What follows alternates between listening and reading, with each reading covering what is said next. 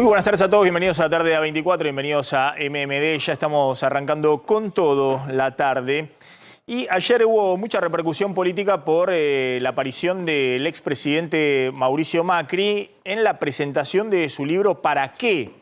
Y todos tratando de leer algún tipo de señal o mensaje político de Macri si va a ser o no candidato en 2023. Lo que está claro es que Macri busca plantarse en el arco ideológico como un candidato duro, como un candidato que busca emular el discurso duro de Milei o de Trump en Estados Unidos o de Bolsonaro en Brasil. Algo distinto a lo que hizo en su gobierno. Fíjate en este fragmento en el cual Macri habla de que no lo van a correr los progresistas, que lo tienen cansado y que va a avanzar con lo que él piensa.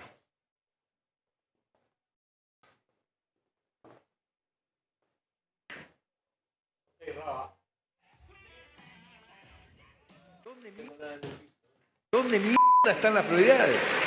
Entonces a mí no me corren más. No nos pueden correr más. Ningún progre nos puede correr. Ese discurso progre cínico no me lo banco más. No me lo banco más. No más. Bueno, ahí estaba Macri con un discurso más duro, ¿no? En un tono también diciendo malas palabras, subiendo el tono de voz. Un tono que algunos dicen, bueno, está tratando de emular o de imitar o de copiar a Milei, apuntando a ese electorado. De hecho, salieron de la tropa de Milei en redes sociales a decir, pero bueno, ¿qué pasa acá? En Juntos por el Cambio, Macri trata de hacer lo que está haciendo Milei, vengan al original, no a la copia.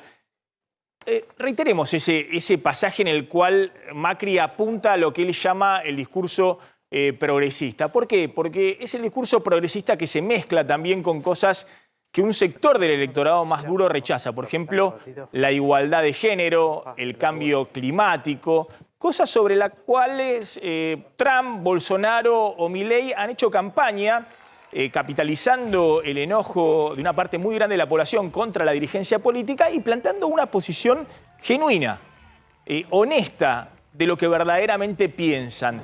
Fíjate, insisto, ese fragmento en el cual Macri dice, bueno, a ver, a cualquier cosa que quiera hacer no me van a correr con el discurso progresista. En este caso se estaba refiriendo también al déficit de Aerolíneas Argentinas, siendo que él hizo campaña en el 2015 diciendo que no iba a privatizar y no privatizó. Ni siquiera intentó privatizar Aerolíneas Argentinas. Pero ahora está en un discurso radicalmente distinto. Repitamos, por favor, ese fragmento. ¿Dónde mierda están las prioridades? Entonces a mí no me corren más. No nos pueden correr más. Ningún progre nos puede correr. Ese discurso progre cínico no me lo banco más. No me lo banco más. No más. Ahora presten atención, ahora vamos a ver otro fragmento de Macri en septiembre del 2018 en la Asamblea de Naciones Unidas, un fragmento que justamente tuitearon los sectores afines a Milei, diciendo, pero ¿cuál es el Macri original? Este que sale duro al estilo Trump, Bolsonaro, planteando que no quiere el discurso cínico progresista, o este otro, vean, que defiende el cambio climático y las acciones para evitar el cambio climático y la igualdad de género. Mantenemos nuestro firme compromiso con el Acuerdo de París y la Agenda 2030 para el Desarrollo Sostenible, que establecimos como pilares de la política de nuestro gobierno en materia de erradicación de la pobreza, cambio climático e igualdad de género. Bueno, ahí estaba, ¿no? Se ve claramente. Una cosa es el Macri que gobernó de 2016 a 2019, un Macri que estaba rodeado, dice Milei, de zurdos y de progresistas que buscaban un electorado muy amplio por el centro. Milei siempre hablaba de Marcos Peña, que era el alter ego de Macri, que tenía ese discurso modernizador de centro que tanto aborrece Trump, Bolsonaro y el propio Milei, pero parece ser que ese va a ser el discurso de Macri con cara al 2023. La pregunta es a dónde queda ubicado Rodríguez Larreta, que es el principal candidato hoy en la cancha para el 2023 del espacio de Juntos por el Cambio. No solamente puede ser el jefe de gobierno de la ciudad, sino porque ha dicho que él va a competir directo, ¿no? La otra es Patricia Bullrich, que uno tiende a pensar que también tiene un discurso más cercano a lo que dice hoy el ingeniero Macri. Y la otra es María Eugenia Vidal, que es delfín o compañera de toda la vida de Horacio Rodríguez Larreta en su incursión política. Pero del otro lado está el espacio al cual Macri quiere hoy referenciarse ideológicamente. Lo que pasa es que ahí hay en la política argentina un referente que se está convirtiendo en un dirigente muy fuerte, que es Javier Milei, que las cosas que intentó decir ayer Macri subiendo el tono las dice hace rato en un tono mucho más duro, mucho más firme, y nadie le puede criticar a Javier Milei que haya cambiado respecto a esa postura, porque son las posturas que tuvo siempre y que además nunca gobernó. Digamos, haciendo otra cosa distinta a lo que está haciendo. Uno puede decir, bueno, pero lo que está diciendo Milei se puede llevar a la práctica o no. Uno tiene sospecha de que va a ser muy difícil, pero no lo puede impugnar porque haya fracasado en la gestión. Está Carlos González Prieto, Pablo Vinocur, está Gila Vilker. Carlos, ¿cómo viste ayer a Macri en el para qué de la presentación de su libro y esa interrelación, ¿no?, con Larreta, con Bullrich? En algún momento dijo, no sé si lo tenemos ahí en las imágenes, qué lindo es verlos juntos, a Larreta, Bullrich y a Vidal. Sí, sigue la incógnita dentro de Juntos por el Cambio respecto a qué va a hacer Mauricio Macri. Si terminará jugando o terminará no jugando. Y si termina no jugando, si se definirá, ¿no?, por Patricia Bullrich, por Larreta. Por lo pronto, todos coinciden en que lo que no quiere Macri es jubilarse de la política. Y le encanta volver a escena. Entró con música de AC/DC, parecía una estrella de rock, 1.500 personas, todo muy cuidado. Estaba Larreta, estaba Bullrich, estaba toda la liturgia del PRO. No había, lógicamente, referentes del espacio de Juntos por el Cambio que no sean del PRO. Algunas ausencias notorias, por ejemplo, Lilita Carrió, que no estuvo, dirigentes radicales tampoco, no estuvo Manes, no estuvo Morales. Pero la incógnita es qué va a hacer Mauricio Macri, si terminará jugando o finalmente verá como espectador o como armador la próxima elección en el 2023. Y ahí como muy expectantes, ¿no?, tanto Larreta como Bullrich, como pidiendo la bendición de Mauricio Macri para ser los candidatos puros del espacio amarillo, del espacio del PRO. Discursivamente, un Macri mucho más cerca del discurso de Patricia Bullrich que del discurso de Larreta. Larreta, que incluso cuando vos hablás con gente del entorno de Larreta, se autodefinen progresistas. Y Macri diciendo, estoy podrido del progresismo, ¿no? El progresismo. No, le ponen al obelisco la bandera de la igualdad de género, lo pintan de violeta, de rosa, Claro. las celebraciones del Día de la Igualdad de Género, un montón de señales en las cuales claramente este discurso de Macri se diferencia, ¿no? Como se diferencia también el discurso de Milei. Te hago simplemente una pregunta y voy al móvil porque hubo hoy mucho ruido con el tema de los peajes, medidas de fuerza del gremio de los peajes. Gila, pero ¿vos ves ahí un Macri que va a apostar al discurso duro de decir, bueno, hagamos un blanqueamiento ideológico? ¿Dónde está parado cada uno de los dirigentes de la política argentina? Bueno, mira, lo primero es, Milei corrió el límite de lo decible y lo indecible, de lo pensable y de lo no pensable en la política argentina. Y de alguna manera, bueno, me parece que la postura que hoy están tomando, más que referenciarse, es instalar un dique de contención. Porque vos pensás que hay una migración importante del electorado de Juntos por el Cambio hacia ese espacio y de alguna manera hay que frenar esa sangría. Me parece que parte de eso es lo que debe estar teniendo la dirigencia o una parte importante de la dirigencia de Juntos en la cabeza. Ahora volvemos a ese tema, es muy interesante respecto a cómo se posiciona hoy Macri y Juntos por el Cambio. Vos lo que estás diciendo es que hoy la preocupación principal de Macri no es ya el kirchnerismo, sino, bueno, de alguna manera cómo conservar todo un electorado amplio de la oposición. Mira, evitar que siga esta fuga, esta sangría, que de alguna manera, bueno, se había frenado con las declaraciones más escandalosas que había tenido Milei alrededor de marzo. Ese estado de pérdida le duró 3-4 meses y a partir de junio, con la crisis inflacionaria, Milei vuelve a crecer, o sea que tiene en la inflación un elemento que yo te diría es alimento, ¿no? O sea, es leña, cuanto peor para le ese vaya fuego. a este gobierno, la gente va a estar más enojada, obviamente, con este gobierno y también con la política, y eso lo puede capitalizar más Milei que otros espacios de la oposición. Es la figura en mejores condiciones para capitalizar eso. Entonces, si yo lo que imagino, leyendo un poco el tablero, lo que imagino es, si vos sos un actor en disputa dentro de Juntos por el Cambio, tu principal preocupación es quién detiene eso. Hasta ahora la fuga por derecha. La fuga por derecha. Hasta ahora era la figura de Patricia Bullrich la que funcionaba como muro de contención. Bueno, ahora se sumó Macri. También creo que con un discurso incluso más duro. Me voy al móvil porque ahí está Diego de Nicolás. Hubo medida de fuerza de los empleados de peajes esta mañana y hubo muchos problemas para el ingreso a la ciudad de Buenos Aires. Diego de Nicolás, ¿qué tal? ¿Cómo estás?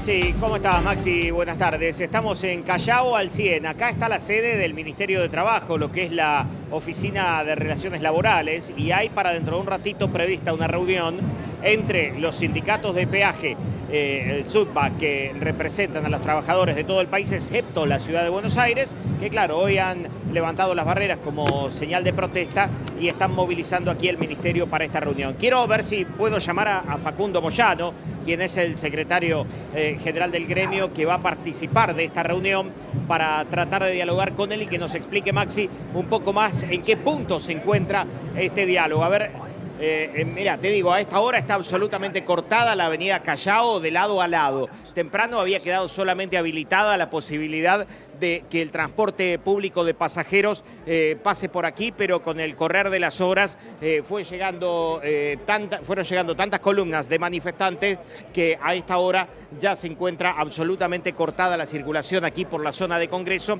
especialmente sobre lo que es la avenida Entre Ríos. A ver, quiero llamar a Facundo Moyano, a ver si nos puede dar un minutito. Facundo, estamos en vivo con Maxi. Bueno, Facundo, en principio van a tener una reunión en el Ministerio de Trabajo y ustedes se están reclamando por la continuidad laboral amenazada. Lo que dicen ustedes es por los sistemas de automatización de paso de peaje. No, nada que ver. Nosotros no dijimos eso. La discusión de la tecnología es una discusión aparte. Lo que nosotros no sabemos es si los trabajadores van a cobrar. Las empresas privadas que no saben si van a quedar, porque el Estado tomó una causa como propia, que son los negociados que hizo Autopistas del Sol con el macrismo, que son ciertos, pero también hicieron negociados con todos los gobiernos anteriores. Nos pone una situación en donde no queremos entrar en un debate si es público o si es privado. Hay empresas públicas que están bien gestionadas, hay empresas privadas que están bien gestionadas y hay empresas públicas y privadas que están mal gestionadas. La verdad es que no nos interesa entrar en ese debate. Lo que sí nos interesa entrar es en el debate si los trabajadores van a cobrar o no van a cobrar. Las empresas privadas ya nos adelantaron que no van a poder pagar. Es más, nos adelantaron que no saben si van a estar. Y el gran problema es que el Estado tampoco sabe si van a estar ellos, si van a relicitar, si van a hacerse cargo con la empresa Corredores Viales de las empresas públicas. Entonces, el estado de incertidumbre que hay respecto a la gestión de los sistemas viales es el mismo estado de incertidumbre que hay con la gestión en general. Estamos en un año de 100% de inflación. Lo único que podemos hacer como sindicato es aspirar a que los trabajadores no pierdan. Hace 5 años que los trabajadores vienen perdiendo poder adquisitivo. Después habrán excepciones de organizaciones sindicales que puedan sacar un plus más para el trabajador, que puedan hacer que no pierda, pero el salario tiene carácter alimentario. Generalmente la inflación para el salario es más alta que la inflación general. Te pido, Facundo, si te colocás el auricular, que Maxi está en el estudio y va a hablar con vos. A ver, Facundo Moyano, a ver si entiendo, para aclarar este tema y después me interesaría hablar de otros temas. Vos lo que estás diciendo es que hay un problema de gestión, no sé si es gobierno nacional, provincia, qué área respecto a dar reglas de juego claras, ya sea a los concesionarios del tema autopistas como a las empresas de gestión estatal de autopistas. Sí, hay un grave problema de gestión y de dirección política en este sentido. Cuando yo te hablaba de que no hay una discusión de público-privado, es una falsa contradicción, porque hay empresas públicas que son autosustentables, que generan obra pública, como es el caso de AUSA, y esto no es hablar a favor de ningún gobierno, es una realidad, que tampoco creo que llevarlo al extremo de todos los aumentos tarifarios, pero la tarifa de AUSA es 25 veces más cara que el kilómetro que paga el auto categoría 2 en Aubasa. La verdad que han quebrado una empresa que tenía dividendos en el año 2019 y no hay noción de qué quieren hacer con los privados. Hay una puesta en escena de sacar a los privados que tienen capitales españoles, italianos y argentinos por negociados que hicieron con el gobierno anterior. La verdad que nosotros no estamos para meternos en ese debate. Nosotros queremos que el laburante tenga certidumbre y que se pueda llevar adelante un proceso. ¿Y hay salarios que no se están pagando? ¿Hay salarios que no se están pagando? Es que ya dijeron que no iban a pagar las empresas privadas. Está bien. Ya dijeron que no van a pagar. Pero entonces la responsabilidad de quién es. Es que no saben si van a estar. Pero la responsabilidad entonces de quién es. ¿A quién está refiriendo? ¿Gobierno nacional, gobierno de la provincia, gobierno de la ciudad de Buenos Aires? Al gobierno provincial y al gobierno nacional, claramente. El gobierno de la provincia de Buenos Aires y el gobierno nacional. Inclusive son los que concesionan, son los que otorgan la concesión. En este caso, en Nación está regulada por el gobierno nacional, por el Ministerio de Obras Públicas, las concesiones privadas y las públicas. Las dos, en el caso de Autopista del Oeste, por ejemplo, da superávit. O sea, Corredores Viales, que es la empresa estatizada, tiene un 50% de déficit. Y la plata la manotean de alguna caja.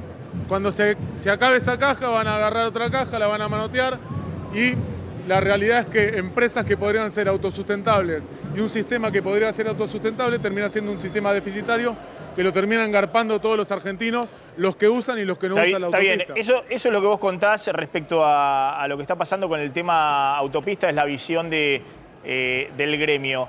Esto no tiene que ver con el cambio tecnológico, porque ahí me parece que es muy obvio, ¿no? Hemos hablado muchas veces de cuáles son los sectores donde inexorablemente va a haber un reemplazo de la función tradicional de los trabajadores, como ha ocurrido en algunos casos incluso con la propia actividad, no sé, con los blockbusters, no sé, con los videoclubs, qué sé yo, con los DVD, digamos.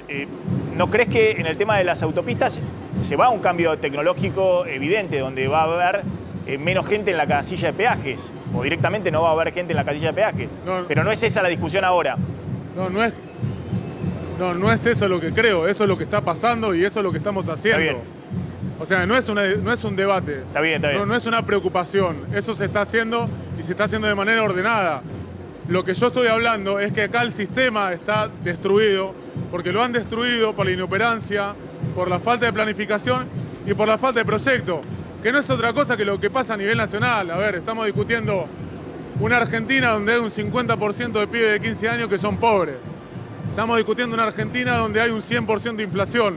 Solamente estamos en inflación por debajo de Sudán, Zimbabue y Venezuela. Digamos, es natural que estemos acá reclamando. Digamos, no sé cómo algunos dirigentes políticos y algunos sindicalistas se atreven a hablar de algo que faltan 13 meses, que son las elecciones. Faltan 13 meses para las PASO y hay sindicalistas que están pidiendo cargo, hay dirigentes políticos que están hablando de que una candidata no va a ser. Hoy lo escuchaba Aníbal Fernández diciendo que Alberto va a ir para la reelección. Estamos gobernando, estamos atravesando en el año 2022 con un 100% de inflación. A ver si caemos en esto. Ahora, pero eso, cuando vos empezás a hablar así, un poco me mareás, y a mí me mareás y me imagino más a la audiencia que me parece que no está tan al tanto como estamos por ahí nosotros, digamos, porque ¿este no era tu gobierno? Pero yo renuncié, Maxi, renuncié hace más de un año. ¿Como diputado? No, renuncié al Frente de Todos, justamente para decir lo que pienso. Me parece que eso, mirá, hay muchos que están dentro del gobierno, que manejan caja, que manejan guita, que manejan cargos, que son críticos al gobierno. Mirá, si yo no voy a ser crítico, que renuncié. A mí los cargos no me importan, ¿eh? A mí me importa estar acá defendiendo a la gente. Eso es lo que me importa. Y a la gente se la están llevando por delante. No solamente a los trabajadores de peaje, a la gente en general se la están llevando por delante. Ahora, vos renunciaste, es el quinto año de pérdida de al poder frente de adquisitivo. todos. ¿Y dónde te ubicás en el espectro, entonces, en el espectro político? Porque vos decís, este es un gobierno, según entiendo, que no tiene rumbo, que tiene internas, que están hablando de la elección y de los cargos para el año que viene. ¿Y dónde ves vos el horizonte político, entonces? Yo me ubico defendiendo al laburante. Después, si vos me querés preguntar si estoy con algún candidato, no sé quiénes son los candidatos y me parece una falta de respeto total hablar de candidaturas en el año 2022, cuando hay un 50% de pobreza y cuando la ANSES está pagando a los jubilados 50 lucas y el umbral de la indigencia son 54. Me parece una falta de respeto hablarle a la gente de elecciones cuando estamos atravesando un año de que los últimos 30 años es el año de más inflación de los últimos 30. Me parece que hay que hablar de lo que están padeciendo los laburantes, de lo que están padeciendo las pymes, de lo que están padeciendo los sistemas que te están llevando puestos. De eso tenemos que hablar, no de con quién está Facundo Moyano. No tiene la más mínima importancia con quién estoy yo. No sé ni quiénes van a ser los candidatos. No quiero adelantarme una discusión que faltan 13 meses. No sé quién voy a votar, no me interesa quién va a ser candidato. Si hay políticos que eligen hablar de las candidaturas como Alberto Fernández, como Aníbal Fernández, perdón, como algún otro diputado, es una elección de ellos. A ver, esperamos Yo no estoy un segundito, hablando ni quiero hablar de candidatura. A ver si la CGT quiere pedir cargos, si quiere ser parte de una mesa chica, yo prefiero hablar del proyecto de país. En el año 2022 tendríamos que estar hablando de gestión de gobierno y de medidas de gobierno. Está bien. Esperemos un segundito. A ver, retomen el retorno, córtele un poquito el audio, a ver si podemos volver y esto que el otro. ¿Tenés alguna información política respecto a esto? No, sí, también hay que ver, ahora le vamos a poder preguntar seguramente, porque del otro lado tenés a Pablo Moyano. El peronismo de hacer oficialismo de oposición. Claro. Esa es la virtud que tiene el peronismo, ¿no? El peronismo te da todo el menú. Algo raro que pasó es una pretensión de los dirigentes.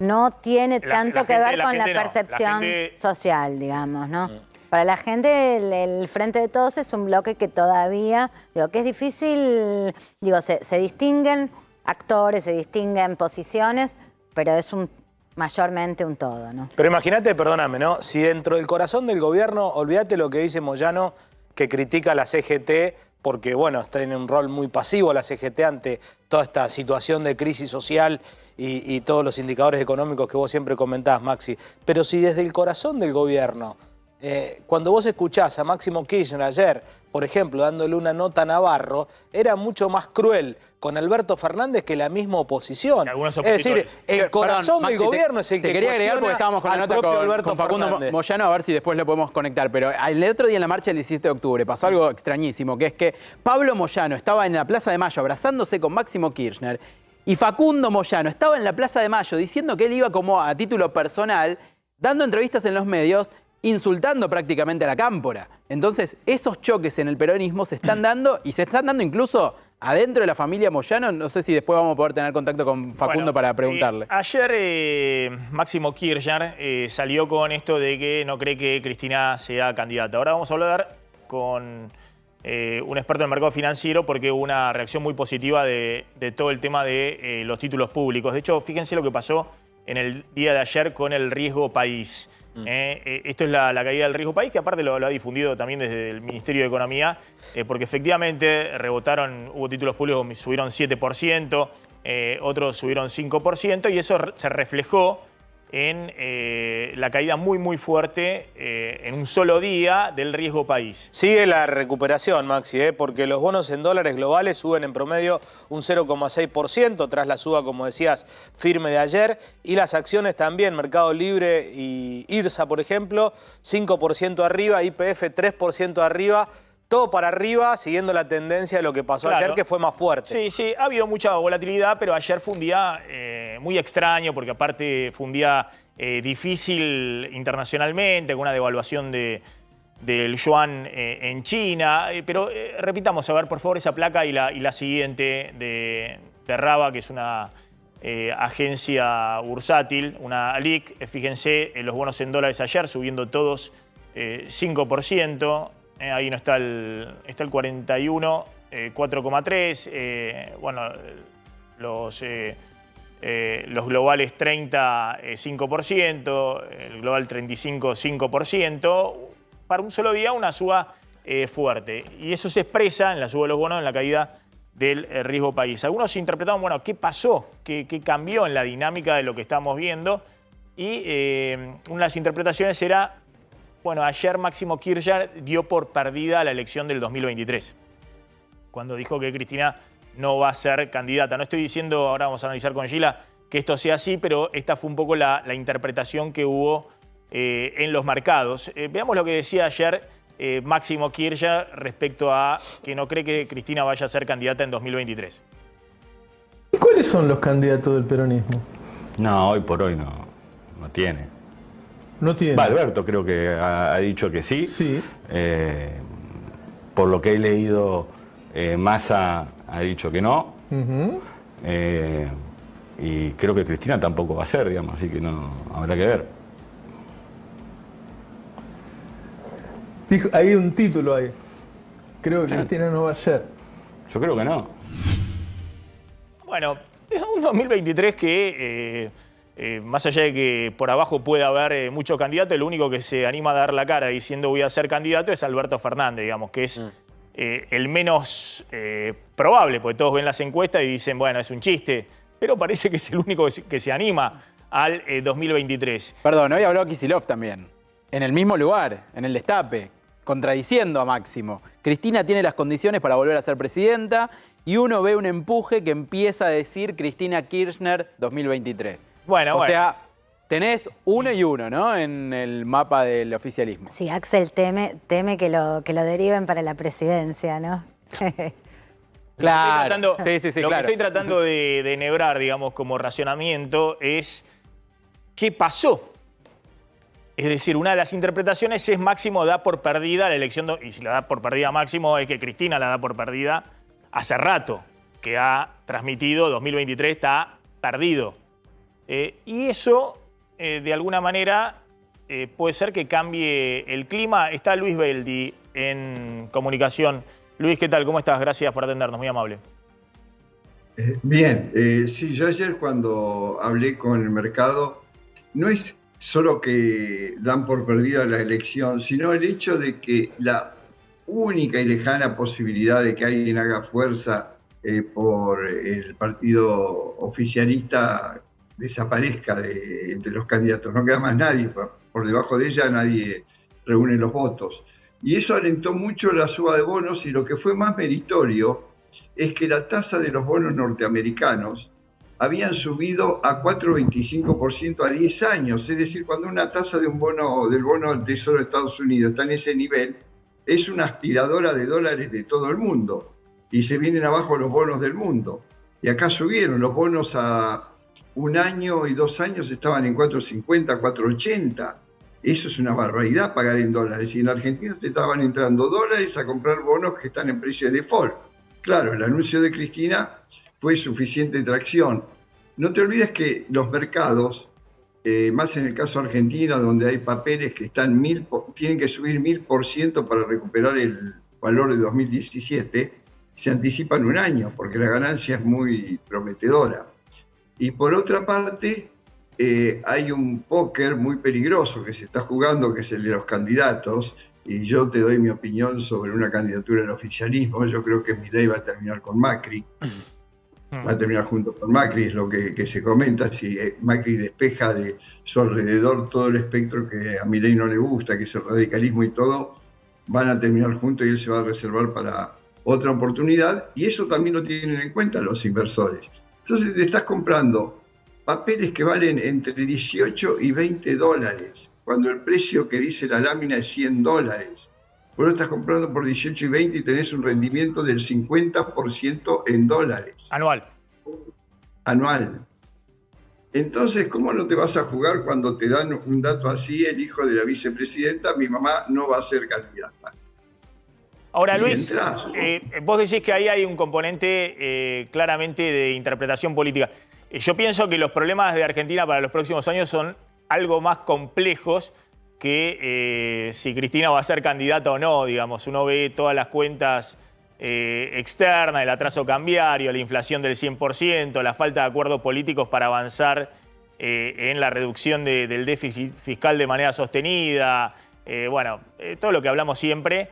Y uno dice, bueno, la verdad que a esta altura uno ve las encuestas y ya debiera estar descontado que hay muy pocas chances de este oficialismo de ser reelecto. Pero vos decís que eso está jugando como un detonante tal vez de cambiar el clima financiero. Sí, porque el mejor negocio que puede ser en la Argentina hoy es financiero. Un cambio de gobierno no te va a traer inversiones productivas. Eso olvidemos, no, tenemos que desarrollar mucho más años de confianza. Pero para hacer ganancia rápida, la financiera es lo mejor en Argentina. Imagínate, te repito, Banco Galicia tiene que subir un 1000% para valer lo que valía en 2017, cualquier banco, cualquier papel que tome. YPF está en $7 el papel y estamos haciendo una fiesta. YPF hoy vale el 20% del valor por el que se la compró, en plena época de suba del petróleo y de una guerra. Sí, explica, son acciones que llegan a valer $45, que después cayeron, sí, no sé, a $1 o $2 y ahora están en 7. Claro. Y ese parece que hasta ahora es el nivel de estabilidad. Por otra parte, otra noticia también mirá, la ciencia económica tiene 300 años. Nosotros estamos en un mundo que está viviendo una de las 4 crisis más graves de la historia de la economía, de los últimos 300 años. Insertos con una economía muy vulnerable.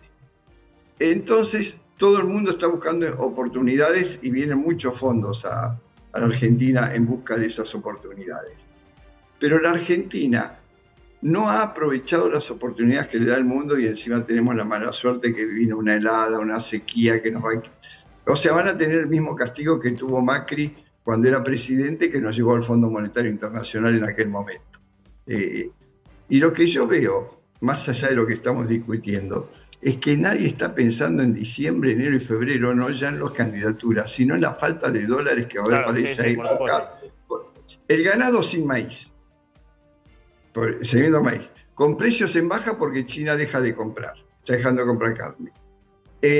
La cosecha temprana de maíz desapareció, la ventana esa que había para sembrar desapareció, queda solo una siembra. El trigo, la mitad se está perdiendo. Esos miles de millones de dólares que vos los quisiste ganar con el dólar soja, los perdés en un saque. Y encima, la devaluación del yuan en 2 meses te llevó 1.500 millones de dólares de reserva, porque el yuan hasta hace 2 meses era el 52% de las reservas argentinas y hoy es el 48% de las reservas. Nosotros tenemos 130.000 millones de yuanes incorporados a las reservas por los swaps. Entonces el escenario es horrendo y yo lo que veo es que se está discutiendo un presupuesto ficticio, es decir, acá es el momento del sálvese quien pueda. Lo que está haciendo Moyano con la gente es el sálvese quien pueda, porque no es un país que tiene otras oportunidades de trabajo, es un país financiero, que vive la renta financiera, no de la parte productiva. Y vos ves que ahí algunos interpretan que puede haber alguna ganancia en el corto plazo. Es que las ganancias del mundo financiero en un país en crisis, pero son millonarias cuando las ganancias del país productivo, medidas en salarios, no cubren siquiera el nivel de pobreza. Por eso te digo que la Argentina es un país que atrae mucho a los fondos de inversión del exterior, porque tiene precios catastróficos. Sí, claro. Precios, obviamente, de quiebra total. Luis, gracias. Muy amable, como siempre. No, gracias a vos. Bueno, esto que comentaba Beli respecto a enero, ¿no? Diciembre, enero, es algo que también se está discutiendo en algunos sectores del gobierno, ¿no? Cuando se habla de si es necesario un plan de estabilización más de shock, más integral para desindexar la economía o no. Y nosotros contábamos que en general Alberto Fernández y Cristina eran muy reacios a esa posibilidad. y cómo la estabilidad que ha conseguido Massa en el tipo de cambio en los últimos 3 meses, tenemos un dólar alrededor de 300 pesos que se ha mantenido desde mediados de julio, es decir, 3 meses está cumpliendo. Bueno, cuando esto va pasando y se va extendiendo en el tiempo, en vez de jugar a favor de profundizar el rumbo o avanzar en una segunda etapa de un plan más de shock y de estabilización de precios, avanza al revés, digamos, de aflojar el ajuste o aflojar las tuercas del ajuste, ¿no? Entonces, una de las cosas que se está discutiendo es, bueno, hay vencimientos de pesos importantes, de deuda en pesos en los próximos 3 meses. Si en algún momento hay dificultades para renovar eso, va a haber nuevamente presiones sobre el tipo de cambio a partir de los dólares libres, a partir de enero, febrero, que siempre son estacionalmente tiempos de muy poca oferta de dólares. Y eso puede generar, si hay una nueva turbulencia, la última posibilidad de que pueda haber un plan de estabilización y más de shock. Si hay un susto grande en el frente de todos, porque parece ser que este es un gobierno que se maneja por sustos. Es decir, toma las decisiones cada vez que hay un susto importante.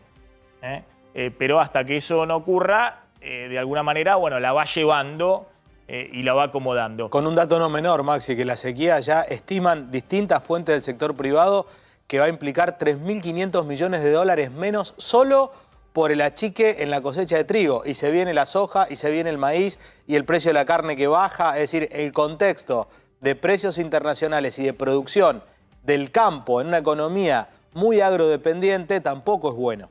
Está Diego de Nicolás en el móvil. Diego, ¿qué tal? ¿Cómo estás? Sí, a ver, mira, Maxi, estamos con Facundo Moyano, que recién... Ahí está, retomamos, es cierto, se había cortado el retorno. Disculpa, se había cortado el retorno ahí, entonces querían hacer una pregunta. Carlos, vos tenías una pregunta y vos, Pablo, otra. Sí. Y cerramos con eso, dale. Sí, no, vinculado a los peajes puntualmente, cuando uno anda por Estados Unidos, por Europa, la verdad es que no ve, te cuesta encontrar un trabajador de peajes en los peajes. En Argentina, que hay trabajadores y vos decías, están pasando ahora una conversión. ¿Tiene que ver esto con un lobby de los sindicatos o por qué tanta diferencia respecto al panorama en los países más desarrollados y en nuestras autopistas, Facundo? No, primero te aclaro que no es un lobby del sindicato, es algo que se está llevando adelante y se está llevando de manera ordenada. Por otra parte, hay países desarrollados que tienen cobro manual, que tienen varias alternativas de cobro. Y te lo hablo desde el conocimiento del tema, de haber estudiado el tema y de haber visitado no solamente las empresas que tienen las concesionarios viales, sino las empresas que desarrollan la tecnología, que en el caso del Free Flow es la empresa Indra, por ejemplo, en Chile. O sea, no tiene que ver este debate con una cuestión de reconversión. Eso se está haciendo y no hay miedo a la tecnología. Hay una situación de acompañar un proceso de recambio tecnológico y de recalificación laboral. El trabajador que realiza un trabajo repetitivo, monótono, que le puede causar algún perjuicio psíquico o físico, quiere trabajar en otro lado. Hay un montón de alternativas de puesto de trabajo. No es solamente que existe el trabajador de peaje cobrando peaje. Existen un montón de sectores donde se pueden recalificar y pasar a los trabajadores. Inclusive controlando esos sistemas de cobro de peaje si se reconvierte la actividad. Facundo, te devuelvo a la política un segundo. Vos estuviste, Pablo Vinocur te saluda, estuviste en la plaza, en la marcha del 17 de octubre, el Día de la Lealtad, en Plaza de Mayo, pero con la particularidad de que estuviste criticando a la Cámpora. Paralelamente, tu hermano estaba abrazándose con Máximo Kirchner. ¿Cómo ves esa situación, esa alianza entre Pablo y Máximo? Mirá, cada uno tiene sus decisiones, cada uno tiene su pensamiento. Yo lo que en realidad veo con preocupación es que hayan dirigentes políticos y sindicales preocupados por los cargos en 2023, cuando estamos atravesando un 2022 con un 100% de inflación, cuando la gente no llega a fin de mes, cuando los laburantes no tienen certidumbre, cuando hay un 50% de pobreza en jóvenes de 15 años.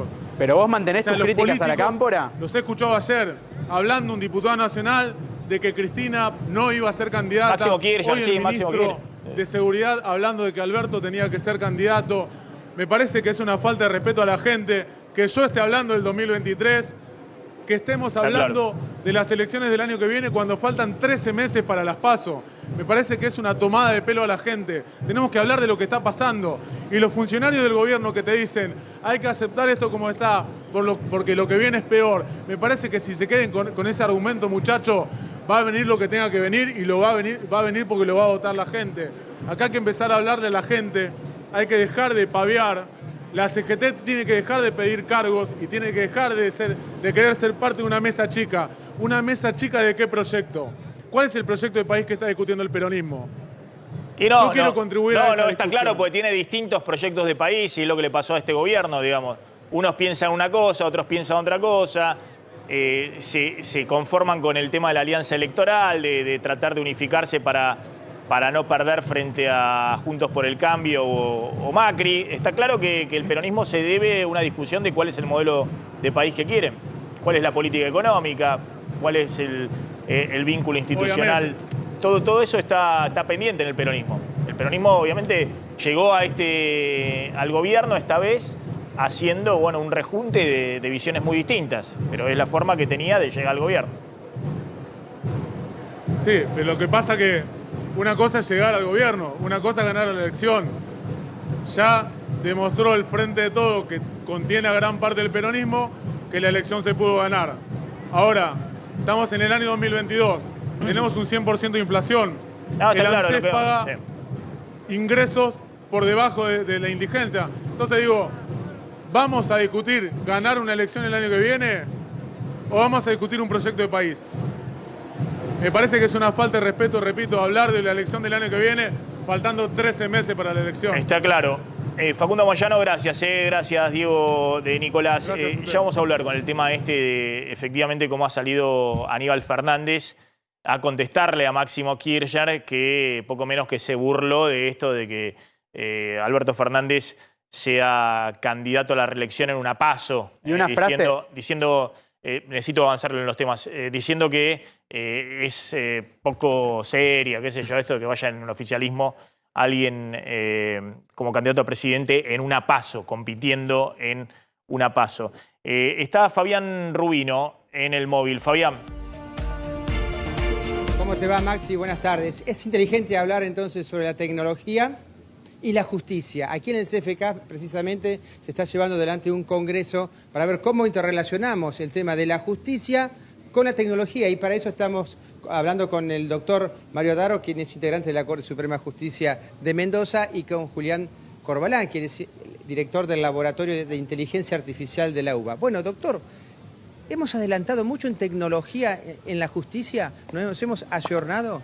Bueno, en realidad venían las provincias argentinas, que es un poco el encuentro de hoy, en los poderes judiciales de las provincias argentinas trabajando sobre tecnología, y cuando apareció la pandemia aceleró la agenda tecnológica porque necesitamos brindar el servicio de justicia de otro modo. Eso ayudó, también fue un salto acelerado, en cierto modo también nos hace ver otra agenda, el otro lado de la tecnología, que es, bueno, también ver los temas de ataque de ciberseguridad, la protección de datos, y después hacer el salto a otro tipo de tecnología o de digitalización que tenga que ver con la transformación real, ¿no? El uso de la inteligencia artificial, del blockchain, de la mejora real. Un poco el encuentro ha tenido que ver con esa agenda, por eso está también el doctor Corbalán. ¿La tecnología puede deshumanizar la justicia?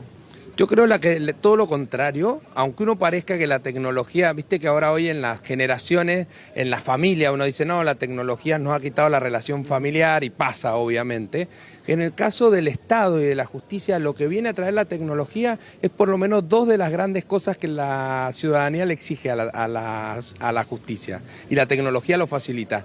Lo hace más eficiente, más rápido, la tecnología mejora los tiempos de la justicia y la hace más transparente. Y lo otro que lo hace es que poner en el centro del servicio de justicia al ciudadano.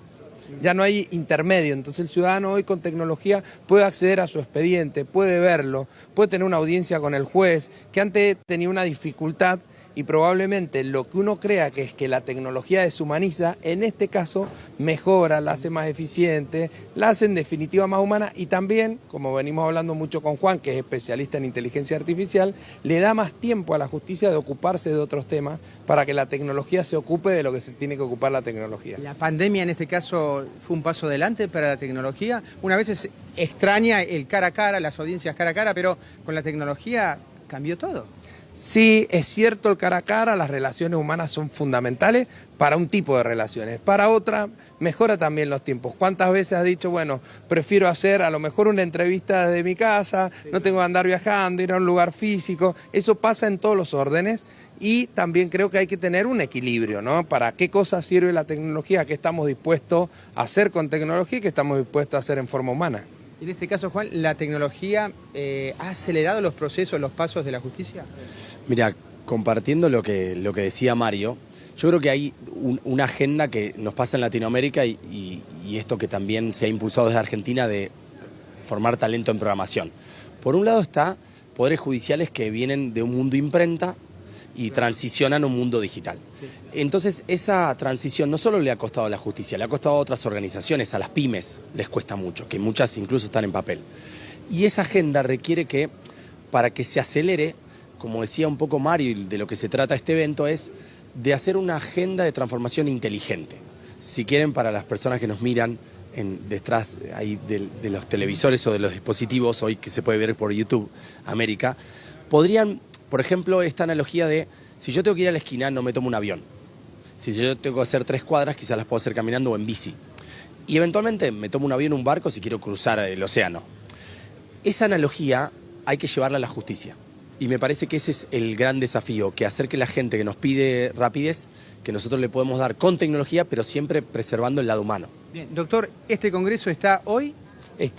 Fue ayer y hoy a la tarde es el cierre. Hemos tenido un encuentro de todos los grandes temas que tienen que ver con las organizaciones del Estado, y en este caso de la justicia, y todos los equipos de tecnología y todas las ministras, ministros, juezas y jueces de la provincia de Argentina. Así que bueno, contento de este evento, de este encuentro y también la posibilidad de difusión a través de América. Les agradezco muchísimo. Maxi, seguimos obviamente durante toda la tarde transmitiendo con este congreso. Fabián, gracias. Muy interesante, además, que la justicia esté discutiendo ese tipo de cosas, ¿no? La modernización, todo el tema de la incorporación de tecnología, porque si no estamos siempre en las discusiones de cortísimo plazo. Hoy, por ejemplo, en el tema de la exención del impuesto a las ganancias para los jueces, que está generando también mucho ruido en el Congreso. Tenemos el móvil ahí en el Congreso, no sé si podemos ver imágenes. Empezó la sesión, estaba prevista para las 12:30.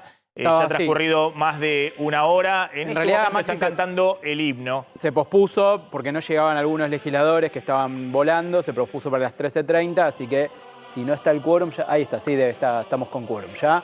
13:30 estaba convocada la sesión, se prorrogó un poquito la convocatoria.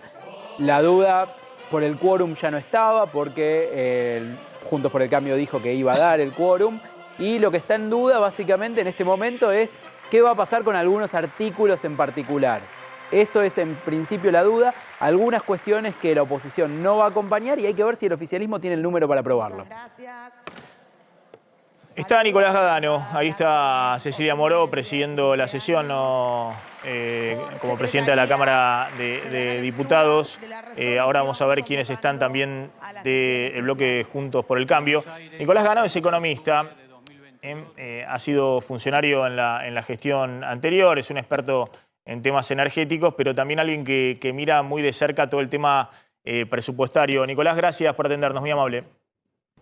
Hola Maxi, gracias a vos por invitarme. Mira, concretamente 2 cosas quería hablar con vos. Hablando de un poco de las exenciones impositivas que hay en el Congreso que han generado mucho ruido, ¿no? Una tiene que ver con el régimen promocional de Tierra del Fuego, que hay un artículo en este presupuesto que eleva los impuestos para todas las empresas que estén radicadas en Tierra del Fuego. Sigue habiendo alícuotas reducidas, pero se eleva, fundamentalmente, ahora me van a dar la precisión, creo que tiene que ver con impuestos internos, que hace que la promoción no sea tan amplia, ¿no? Recordemos que por eso, según el cálculo presupuestario, el año que viene el Estado va a dejar de recaudar unos 500.000 millones de pesos, creo que 0,35 del PBI. Bueno, esto en algún momento lo quiso discutir también el gobierno anterior, el gobierno de Mauricio Macri, y no pudo. ¿Qué opinión tenés respecto a eso? Vos has tenido un tuit ahí, yo lo mostraba ayer, donde le advertías a la UCR, que salió muy firme a cruzar esta idea de modificar el régimen promocional de Tierra del Fuego, que la legalidad de ese régimen promocional no correspondía a una norma del Congreso, sino que estaba basada en los estatutos de la Revolución Argentina de la época de Onganía. Sí, sí, es un tema más histórico y yo diría de Twitter, ¿no? Sí, sí. Que no es menor, pero a hoy es un tema histórico. También pasa en la ley de hidrocarburos, ¿viste? La ley 17319, que es la que regula la industria de los hidrocarburos, también es una ley que no es ley, que fue aprobada por Onganía con el Congreso cerrado. Pero más allá de eso, el punto es que, y tratando de evitar las soluciones extremas, ¿no? Pero porque de hecho, bueno, hay una industria, hay empresas instaladas en Tierra del Fuego. Lo que pasa es que es un régimen que se basó en ideas de la industria infantil, de poblar la Tierra del Fuego por cuestiones geopolíticas de los militares. Y la realidad es que hoy es muy difícil pensar que eso pueda convertirse con el paso del tiempo en una actividad que no esté tan subsidiada. Verdaderamente los subsidios son enormes, son esos cálculos que se hacen todos los años en los proyectos de ley de presupuesto y que vos mencionabas. Técnicamente se les llama gastos tributarios. Exactamente, está la placa, lo pueden mostrar ahí, el cálculo de gastos tributarios en el presupuesto. Se deja de recaudar por los distintos impuestos, por IVA, por ganancias. Pero además hay un problema, que es que con esto de los impuestos internos yo creo que se va a agravar si se aprueba, que es porque uno podría suponer, bueno, los precios internamente en Argentina de esos bienes, ¿no? De los celulares, de los electrónicos, etcétera, son similares a los internacionales, son competitivos, la gente puede acceder a bienes de calidad y a buenos precios, pero suponete que hay un subsidio y esas empresas no pagan ganancias, se quedan con el IVA, pero en Argentina a veces pasan las dos cosas, que es que no solamente tienen estas exenciones, desgravaciones impositivas, sino que además se protege a todo el sistema de manera tal que los argentinos terminamos pagando carísimo bienes que consume toda la población, porque hoy un celular no es un Ahora, bien de Nicolás, lujo. esto que vos te estás planteando, por eso yo creo que estamos en un momento donde la oposición que aspira a ser gobierno y tiene altísimas probabilidades de serlo a partir de la próxima elección, me parece que no está aprovechando una situación en la cual este gobierno plantea cosas que jamás plantearía en otras circunstancias un gobierno del peronismo. Por ejemplo, cuando Massa va al Congreso, obviamente tratando de encuadrar como puede el acuerdo con el fondo, diciendo ¿por qué no discutimos estos temas? No lo puede plantear él abiertamente porque sale a cruzarlo los gobernadores peronistas, salen a cruzarlo, bueno, toda la interna de la Cámpora, todo lo que ocurre. Ahora, esto es algo que en su momento planteó el gobierno de Juntos por el Cambio. ¿No ves que ahí hay la posibilidad de una discusión que pueda servir tanto a este gobierno para tratar de llegar a diciembre del 2023 como al próximo para hacer cosas que si no, con solo la fuerza política en el 2024 no lo va a poder hacer? Mirá, ojalá que suceda eso y yo estoy de acuerdo con vos. De hecho, estoy relativamente contento de que todo indica que vamos a tener una ley de presupuesto aprobada en el Congreso, a diferencia de lo que pasó el año pasado, que se dio una dinámica, creo que fogoneada por el propio sectores del oficialismo, ¿no? ¿Te acordás lo de Máximo Kirchner? Sí, Fue una dinámica que entró en un círculo y que llevó a una situación que es mala para el gobierno, pero básicamente es mala para Argentina, que es que no haya una ley de presupuesto aprobada. Entonces, me parece que hoy, de hecho recién ustedes lo mencionaban, es lo que tiene que pasar, que la ley se apruebe en general, a partir de negociaciones, como siempre ocurre con las leyes de presupuesto, y después en las votaciones en particular de cada artículo, evidentemente habrá artículos en los que la oposición estará en contra. Ahora, hay varios puntos de lo que vos mencionabas en cuanto al enfoque, por lo menos declamativo, del equipo económico actual, que está bien. Yo, por ejemplo, vos mencionabas, trabajo en temas de energía, y me parece que el gobierno cambió radicalmente su discurso y su posición respecto de los precios de la energía, las tarifas, los subsidios generalizados, que fue una práctica muy dañina y muy costosa que reinició Alberto Fernández, lo mismo que habían hecho en el gobierno kirchnerista anterior, y que ahora, al parecer, con mucha dificultad, con mucha desprolijidad e improvisación, pero hay un espíritu de corregir ese problema, aumentar las tarifas, proteger a los sectores de menores ingresos, pero no a los de altos ingresos con subsidios pro rico, como había dicho ya Guzmán.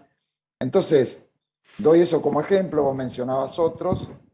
Creo que si sectores del gobierno, o al menos del equipo económico, están convencidos de determinadas cuestiones que deberían ser consensos generales respecto de cómo manejar la economía, bueno, espero que también la oposición contribuya a que esas cosas avancen. Está claro. Y brevemente, y la otra cuestión que se ha generado también un gran revuelo, la exención de ganancias a los jueces por la intangibilidad de los sueldos de los jueces, la Constitución, cosa que venimos discutiendo hace 30 años en la Argentina.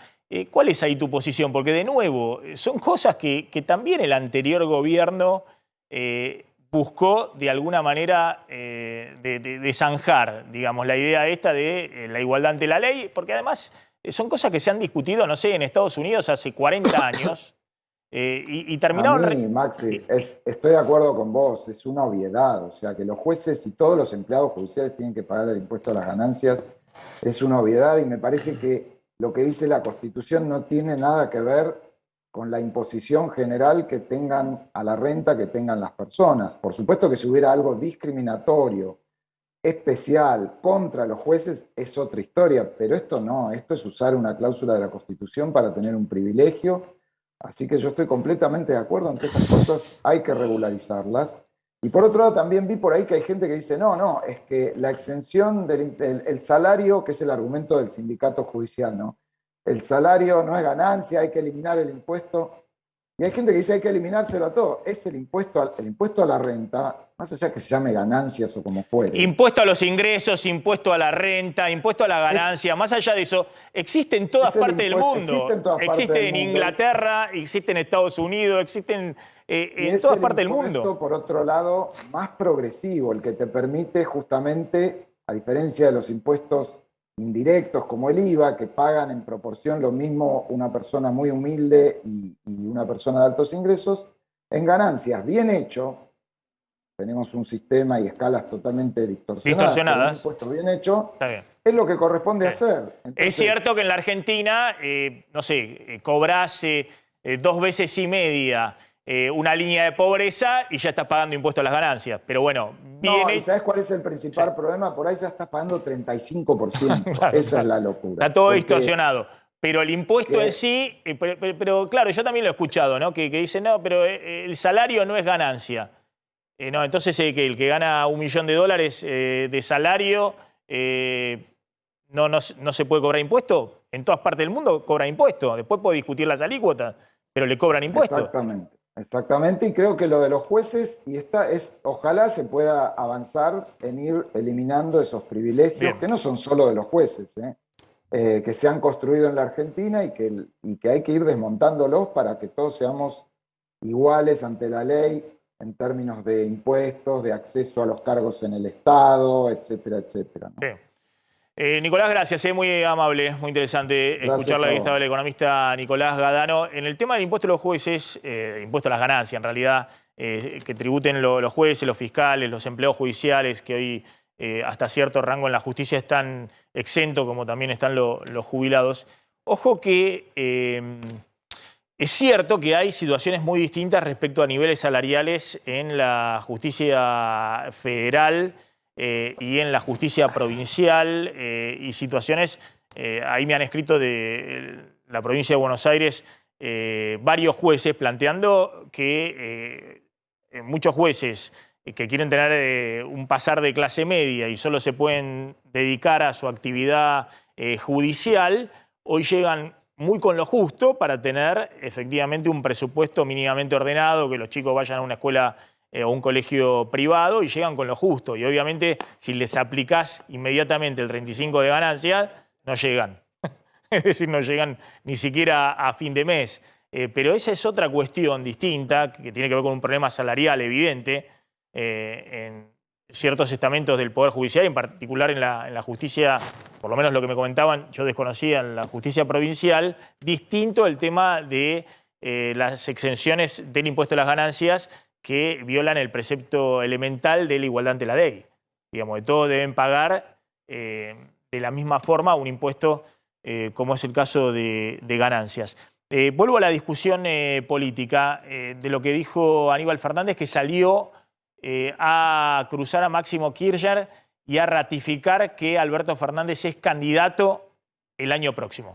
Sí, lo que dijo Aníbal Fernández es que no hay que tener miedo a competir. Lo que dijo por ahí un poco el tono, ¿no? Es lo que uno, no es que le hace ruido, pero llama la atención el tono de Máximo Kirchner cuando se refiere a un eventual Alberto Fernández candidato. Claro, lo que dice es, un presidente yendo a una PASO es como que dentro del mismo espacio político están cuestionando el poder del presidente. Un presidente candidato para renovar una presidencia debería ser un consenso dentro de una fuerza política. Eso es lo que le hacía ruido a Máximo Kirchner. Pero el tono también. Macri en el 2019 no fue una PASO, imagínate. Claro. Sí, Macri iba a ir a la reelección siendo presidente en una PASO con otros candidatos de Juntos por el Cambio. Es que si sos disputable es el reconocimiento de un fracaso.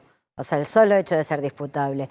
Yo creo que acá igual se da un fenómeno adicional, que es que de repente aparece esta voluntad inesperada del presidente, que hasta hace 2 semanas, cuando decidió nombrar las 3 nuevas ministras y hacer saber que lo había hecho de un modo autónomo, bueno, yo creo que ahí hay un punto bisagra en el que el presidente, harto de ver en el lugar en el que estaba, bueno, decidió ver qué vamos a hacer. Hoy tuvo una digamos, yo creo que esa de alguna manera, una de las lecturas es también lo están empujando al presidente a desafiar a todo, ¿no? Pero ahora no es legítimo también, perdóname Maxi, no es legítimo que para no ser tan pato rengo, por lo menos hasta en una ficción ordenadora, como decía un colega que siempre venía por acá, que muestre la voluntad de poder renovar, si no directamente ya está out del todo. Bueno, eso es parte del problema. Me parece que el tema es lo out o lo no, o sea, el estar fuera o no, o sea, tener algún lugar, algún rol, alguna función social aceptable, valiosa, y me parece que esa es la gran dificultad que hoy tiene Alberto Fernández, ¿no? Ahora, hoy por hoy es un presidente que tiene un solo activo. Es más, te planteo una cosa muy, muy elemental. El presidente ve que se le están yendo los ministros. Sí, es claro. El presidente ve que hay un desbande de sus funcionarios. Por supuesto. Que cualquiera le renuncia, que se quieren ir, que son más los que se quieren ir que los que quieren entrar a su gobierno. Ve también que nadie se anima al 2023. Que los referentes fuertes de que hay en el Frente de Todos dicen... ¿Cuáles, Maxi? ¿Cuáles referentes fuertes? El único referente fuerte acá es Cristina Fernández de Kirchner. El Frente de Todos hoy sigue conservando las mismas proporciones de peso que en el 2019, en el sentido de 2/3 para Cristina, 1/3 y Cristina dice el hijo no creo que sea. Y Massa dijo, yo en el 2023 no voy a hacer para el 2027. Massa está concentrado en la gestión. O sea, en el momento en el que Massa dice me interesa, disputo, se rompe esa magia. La verdad que se lo ve concentrado en la gestión y parece lógico. El tema es, están los tiempos acelerados. ¿Vos decís entonces que el presidente se manda solo y queda en offside, digamos? Bueno. Que todos piensan, bueno, tal vez pueda haber otros candidatos si se ordena la situación económica, hay que ver acá qué pasa, y el presidente, en vez de estar fortaleciendo en todo caso la gestión y diciendo, no, estas no son cosas que hay que disputar, en este momento se manda solo a decir que es candidato. En este momento yo creo que genera algo de ruido, pero también entiendo la legitimidad y la necesidad del presidente como actor político de tener alguna clase de protagonismo, de disputar algo, porque los 2 meses previos habían sido meses realmente muy difíciles para su figura, digamos, donde no encontraba, digo, fíjate cuáles eran las preguntas, las charlas que había sobre su figura. Bueno, ¿cuál es el rol? ¿Qué hace? ¿Qué poder tiene? ¿Tiene algún poder residual? Digamos, todas esas preguntas, y sobre todo, ¿cómo va a sobrevivir después del 23? Les quiero leer una declaración, porque el kirchnerismo tiene 4 más o menos voceros formales, que sí, el Cuervo Larroque. Una es Teresa García, que es la presidenta del bloque del Frente de Todos del Senado de la provincia de Buenos Aires. Escuchá lo que dijo. ¿Quiénes son los mejores? Lo que hay que tener es un modelo de selección de candidatos. ¿Quiénes son los mejores? Se pregunta. ¿Alberto? Bueno, si él y su gente determinan que van a querer ir a una PASO, que lo hagan. Pero a mí me parece que la sociedad les ha dicho que no. Una de las grandes voceras que tiene Cristina Kirchner en la política. La sociedad le ha dicho a Alberto Fernández que no. Más claro, échale agua. Está el Congreso ahí en Diputados en la sesión, ya una sesión muy larga. Se calienta la sesión, ojo. ¿Qué está pasando? Sobre eso se monta. Está hablando Aníbal Miriam Fernández, Bregman. pero A ver. ¿sabe qué, señora presidenta? Si les interesara de algún modo la apropiación de tierras, tendrían que estar mandando las fuerzas de seguridad al lago Escondido.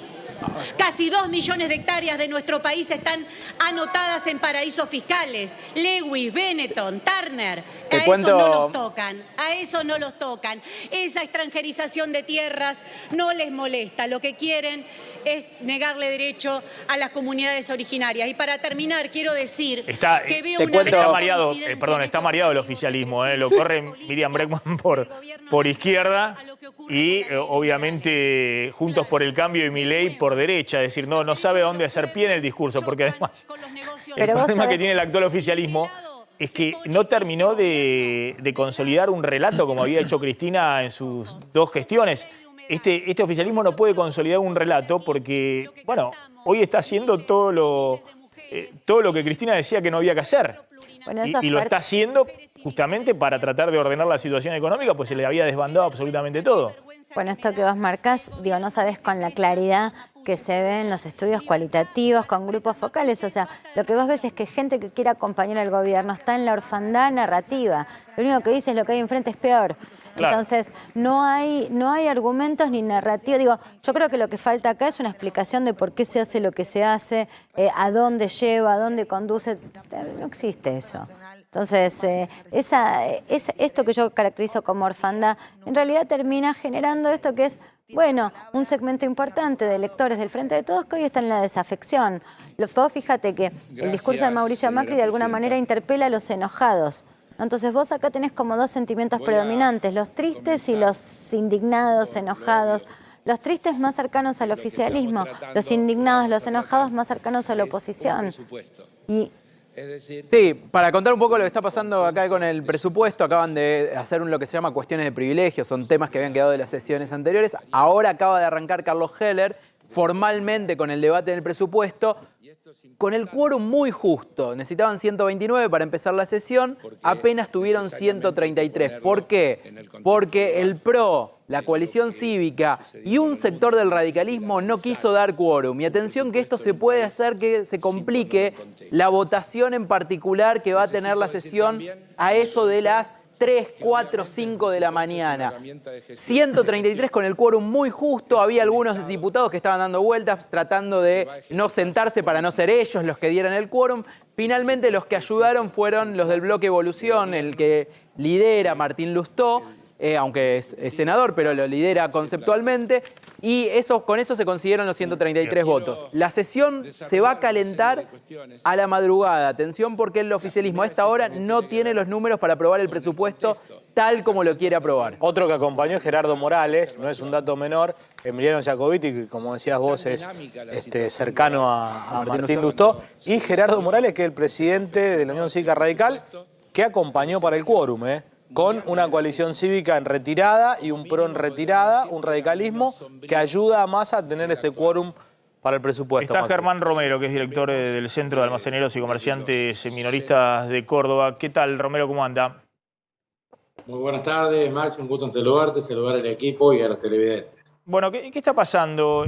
Ustedes hicieron un informe respecto a los adultos y niños que saltean una comida en hogares con ingresos de hasta 60.000 pesos mensuales. ¿Qué está sucediendo en la provincia? Me llamó también la atención, o no tanto, que también había algunos videos virales de mucha gente en las sedes de ANSES en Córdoba reclamando, pidiendo inscribirse por este bono de 45.000 pesos de fin de año en 2 cuotas, ¿no?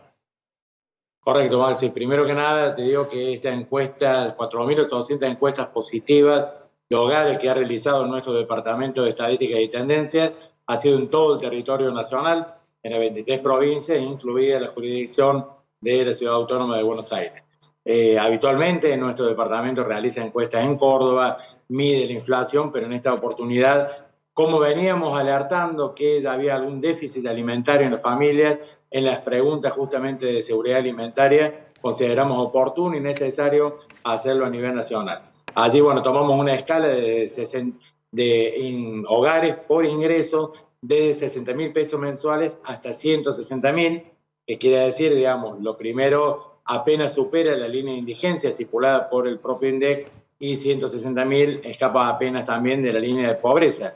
Allí lo que vimos en cuanto a alimentación, comparándola siempre con la tabla nutricional que tiene el INDEC modificada en 2016, que aquellos hogares de 4 integrantes donde ingresan hasta 160.000 pesos pueden llegar a abastecerse con los 53 productos alimenticios y algunas bebidas alimenticias también previstas en esta tabla nutricional, pero a medida que esa escala baja, escalonado de a 20.000 pesos, es decir, 160, 140, 120, hasta llegar a 60, se va disminuyendo la capacidad de compra de los alimentos, ¿no?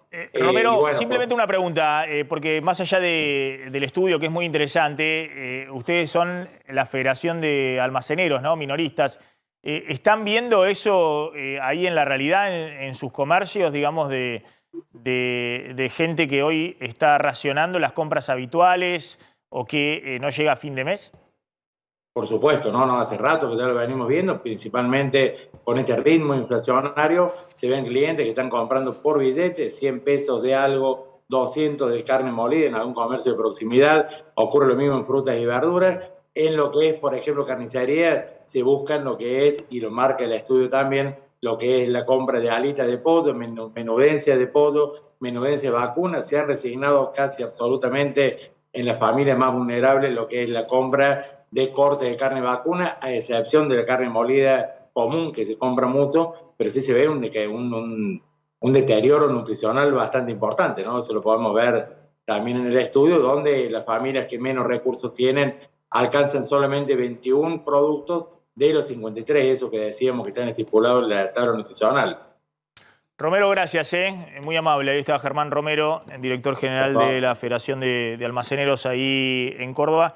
Gila, volvemos a esa imagen de Macri plantándose ayer en la presentación del libro Para Qué.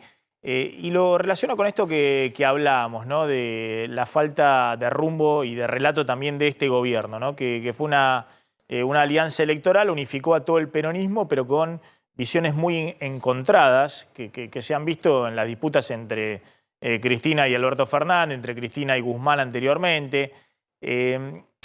¿Vos ahí ves la posibilidad de que haya una redefinición del esquema político? De que esta imagen de Macri, a ver si reiterémoslo en el tono en que Macri sale ayer a decir que no lo van a correr más, con el discurso cínico de los progresistas, si de alguna manera no está enviando un mensaje interno también a Juntos por el Cambio, al radicalismo, de que puede haber una redefinición ideológica de la oposición? A ver, reiteremos ahí.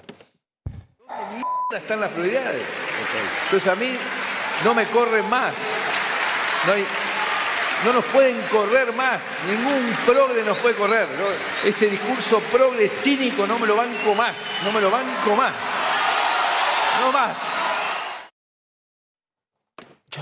Yo creo que él está haciendo catarsis respecto a lo que le pasó a él en la gestión, donde efectivamente el kirchnerismo lo quería poner en el lugar de Bolsonaro, de Trump, del ajuste feroz o de lo que fuera, y él al contrario, digamos, tenía un discurso de plantarse más como la moderación, el gradualismo y demás. Y ahora se sacó encima, digamos, un peso y está diciendo, miren... Se desató. Sí. ¿Vos ves que puede haber una redefinición ideológica dentro de la oposición y que Juntos por el Cambio... Porque, a ver, si Larreta es el candidato de Juntos por el Cambio, claramente Macri va a tener que bancarse esto que no se banca más. Digamos, va a estar muy angustiado, digamos, va a estar muy enojado, digamos, respecto a lo que él piensa que hay que hacer en la Argentina. Mira, yo te propongo que en lugar de mirar las figuras, el arco político, mirá lo que pasa en la ciudadanía y cuál es la demanda. Digamos, porque a mí me da la impresión de que hoy la sociedad está más dura que sus dirigentes. O sea, el crecimiento de Milei, el crecimiento de Bullrich, estas declaraciones que uno podría decir un poquito picantes, ¿no? de Macri. Bueno, me da la impresión de que son de alguna manera respuesta a el tono y la sensibilidad de una sociedad en un momento determinado. Esto es un poco una respuesta a cómo está hoy un segmento muy importante de la sociedad argentina. Entonces, yo lo que te diría es, no son dirigentes levantando una ciudadanía que está moderada y empujándolas hacia el extremo, sino que yo te diría que hay como demandas que eran impensadas hace unos años. Ahora, te hago esta pregunta entonces. Así como la hiperinflación de Alfonsín le permitió después a Menem, que también tuvo en la segunda hiper, pero le permitió a Menem dar un giro de 180 grados y avanzar con las privatizaciones, el liberalismo entre comillas, la idea esta del clima de época, ¿no? Sí. Y avanzar a fondo sin esconder, digamos, con los programas, con el FMI, las relaciones carnales con Estados Unidos. Así como el fracaso de la Rúa, que de la Rúa no fue, digamos, solo machinea o el radicalismo. De la Rúa al final fue López Murphy y Cavallo. Sí. Es decir, y ese fracaso le permitió a Kirchner avanzar con un reclamo de época de mayor intervención estatal. Todo lo contrario de los 90. ¿No será también que Macri está percibiendo que el fracaso estrepitoso de este gobierno, que puede terminar incluso muy mal, digamos, puede terminar peor de lo que estamos ahora? Puede haber una situación donde, creo que el propio Macri lo cree, puede haber una situación que sea todavía peor, mayor a esta inflación del 100%. ¿Esa situación no podría abrir paso también a un reclamo de cambio, de giro drástico por parte de la sociedad? Bueno, yo creo que eso es lo que está pasando, es la escena pendular, ¿no? Digamos, es y me da la impresión de que en muchos sentidos el progresismo, las consignas progresistas que habían alcanzado un nuevo estatus cultural, ¿viste? La igualdad de la mujer, el nuevo estatus de la mujer, el reclamo ecológico, digamos, son todos fenómenos que vienen con una etiqueta que dice el buenismo. Entonces, de alguna manera, lo políticamente correcto, decir lo políticamente correcto al mismo tiempo es una especie... O sea, es experimentado por segmentos importantes como un bozal, ¿no? Digamos, claro, pero entonces, te pregunto, el kirchnerismo que abusó de apropiarse de esas banderas, sí, y de ese relato, el rechazo que hoy genera, según vos contás en las encuestas, sí, el 80% de la gente muy enojada con este gobierno. Mira, déjame que te diga una cosa. Con el discurso, no puede generar ese péndulo, digamos, sí, que por la supuesto, gente diga, pero es que es lo que estamos viendo. Todo eso no tiene que ver. Aparte, son cosas que, lo que estamos hablando de la diversidad de género, todas las cosas que estamos hablando son cosas que se discuten en Europa, en Estados Unidos, en otras partes. Pero acá pareciera ser que quedan asociadas con el kirchnerismo. Y eso no puede generar el péndulo por el enojo que hay mayoritario de la sociedad contra el kirchnerismo, contra Cristina, contra Máximo Kirchner, contra todo lo que se parezca a eso. Por supuesto, de hecho, digo, eso es abiertamente así, y en otras partes del mundo también tienen color político las posturas, o estos nuevos estamentos culturales, también tienen color político. Lo tienen en Estados Unidos. Fíjate, la tensión demócratas-republicanos tiene a la ecología como centro. Fíjate la postura de Trump en relación con la cuestión ecológica. Pasa lo mismo en Brasil, ahora entre Lula y Bolsonaro. Pasa lo mismo digo, es un fenómeno que de alguna manera hay ideas sobre el mundo que acompañan las, yo te diría, las banderas políticas.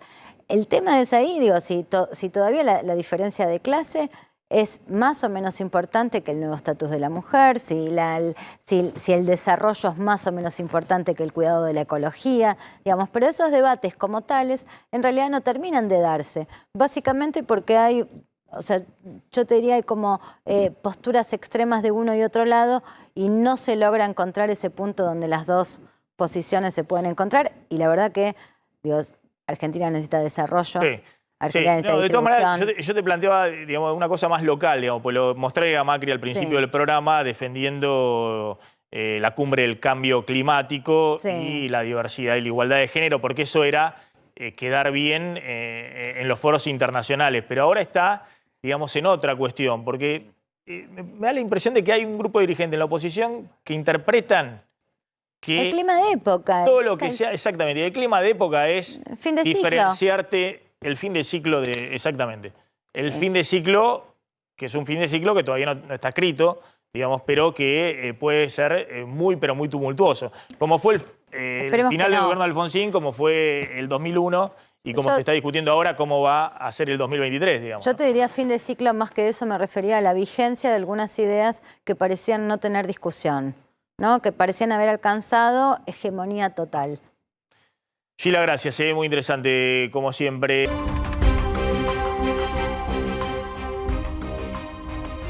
A ver, generó mucho ruido un tuit de un economista extranjero que estuvo días pasados en la ciudad de Buenos Aires y pagó una cuenta en un restaurante, creo que fue una parrilla de acá de Palermo muy conocida, donde van muchos turistas extranjeros, 143.000 pesos ahí en efectivo, haciendo en el tuit, obviamente, la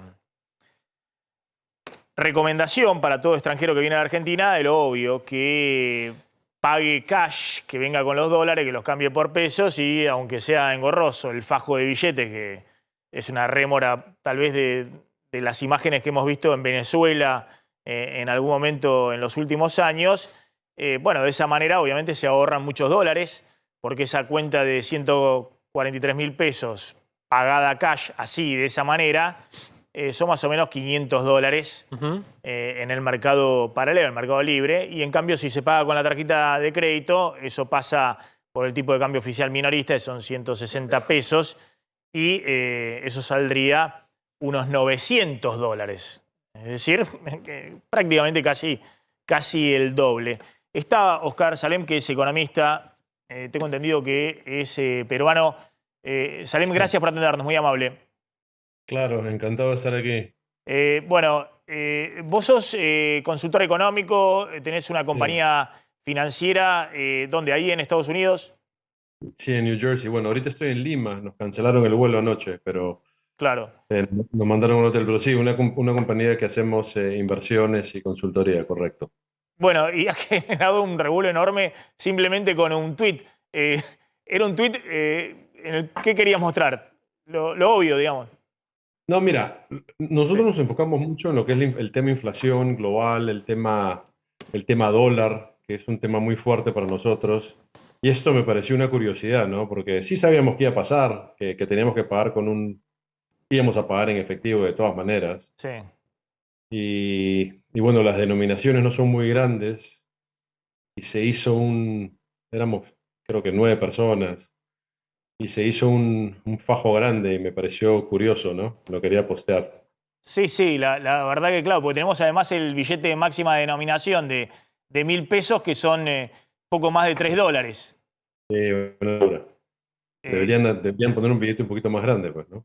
No, algo absurdo. De todas maneras, no te voy a preguntar ahí si te dieron factura o no, pero aparte es un win-win que les conviene a todos, digamos, esto, porque los turistas extranjeros obviamente vienen con los dólares, lo pagan así en pesos, en el hotel también, y en general los comercios no suelen dar factura tampoco. Y me preguntaron dónde cambiaste, los puedes cambiar donde quieras, o los puedes cambiar en cualquier parte en Argentina. No te dicen, no hay... O sea, los dólares los cambias en donde quieras. Claro, sí, está totalmente institucionalizado ese tema. Y en el hotel también más o menos lo mismo, digamos, que vas a... cambiás los dólares por cash y después pagás el hotel con pesos cash. Bueno, eso no lo hice. Eso lo debería haber hecho, pero no hicimos eso, lo pusimos en la tarjeta nomás. Claro. Pero sí, para la próxima, buena idea. No, pero lo hacen la mayoría de los turistas.